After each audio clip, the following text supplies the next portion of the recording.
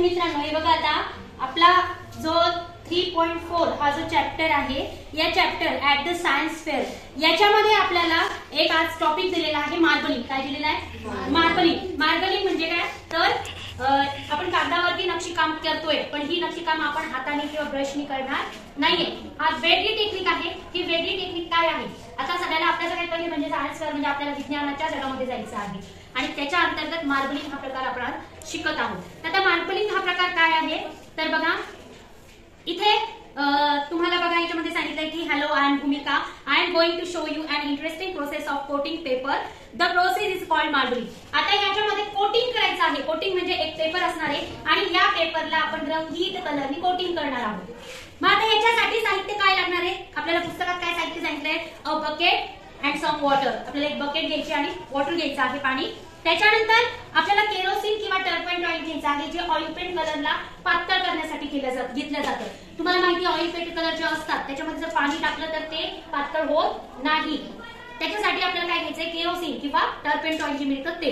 त्याच्यानंतर oil पेंटचे colour घ्यायचे आपल्याला. आपल्याकडे जे त्याच्यात रेड, ब्लू, येलो वगैरे कलर घ्यायचे आहेत आणि ब्रश घ्यायचा आहे आणि त्याचबरोबर व्हाईट शीट ऑफ पेपर. आता बघा मी इथे तुमच्या समोर बघा, इथे तुम्हाला दिसतंय एका प्लेट मध्ये पाणी घेतलेलं आहे आणि इथे ऑइल पेंटचे कलर आहेत. इथे तुम्हाला आता दिसतंय बघा, हे वरती जे आलेलं असतं ना, हे टर्पंट ऑइल असतं. दिसतंय का हे? आता आपल्याला आता आपल्याकडे ब्रश, ठीक आहे. आपण बघूया की आता हे आपण ऑइल जे आहे, मी आता या पाण्यामध्ये टाकत आहे. बघा ऑइल पेंटचा जो कलर आहे,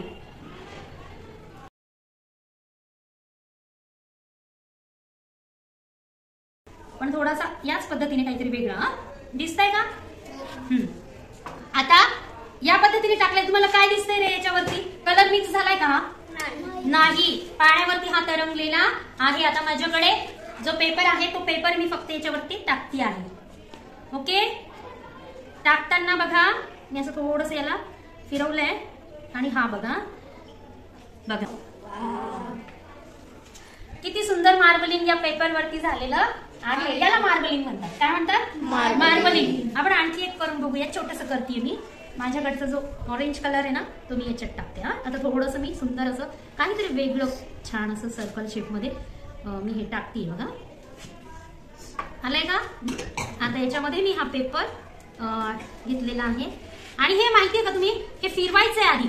हा कलर जो आहे ना तो फिरवायचा की जेणेकरून त्याला शेप मिळेल. आता हे बघा या पद्धतीने एका कलर मध्ये जर करायचं असेल तर तुम्हाला एका कलर मध्ये देखील हे करता येईल. आता मी ग्रीन कलर मध्ये करून बघते, कारण की दुसरे कलर नाही आपल्याकडे. आपल्याला ग्रीन कलर मध्ये पण करायचं आहे. याच्यासाठी ना आपण आणखी पण आपल्याकडे ना कलर मिळतात बघा, दूर करायच्या आहे. त्या कशा करायच्या? त्याच्यासाठी शोध लावायची. बघा आता मी इथे वापरलाय हा कलर.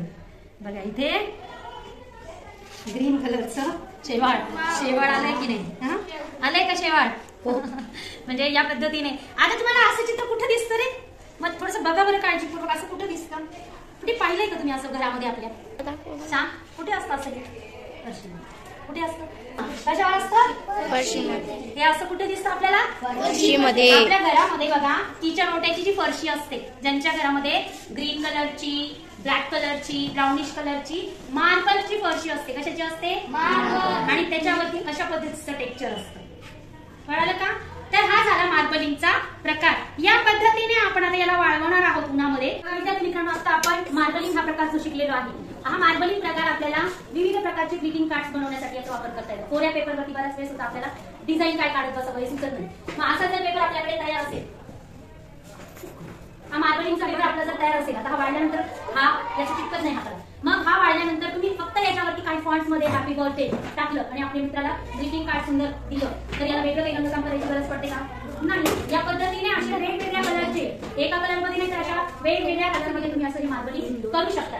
आज तुमच्यासाठी मी खास मार्बलिंग केलेली साडी घातली. म्हणजे कपडे जेव्हा मार्बलिंग केले जातात तर कपड्याची प्रोसेस कशी असते? तर याच पद्धतीने एका मोठ्या टब मध्ये हे टाकलं जातं, पाणी टाकलं जातं आणि क्लॉथ पेंटिंगचे वेगळे कलर मिळतात. ऑइल पेंट चालत नाही, त्याचे वेगळे कलर मिळतात. ते कलर्स याच पद्धतीने आताची प्रोसेस तुम्ही बघितली ना, त्याच पद्धतीने डॉट डॉट टाकले जातात. त्याला हलवलं जातं, स्ट्रेट केलं जातं आणि त्याच्यानंतर जो कपडा आहे तो कपडा त्याच्यामध्ये टाकला जातो. याच्यामध्ये काय केलंय, कपडा जसा टाकून दिलाय, नंतर काढलाय तो कपडा आणि काढल्यानंतर याच्यात तुम्हाला वेगवेगळ्या प्रकारचे कुठे कुठे डॉट पडलेले दिसतील. बघा इथे जर बघितलं तुम्हाला खालच्या बाजूला हे घट्ट दिसतंय आणि कुठे कुठे बिलो बिलो लाईट लाईट होत गेलेलं दिसतं. म्हणजे अशा पद्धतीने या साडीवरती तुमचा ही मार्बलिंगची साडी आहे.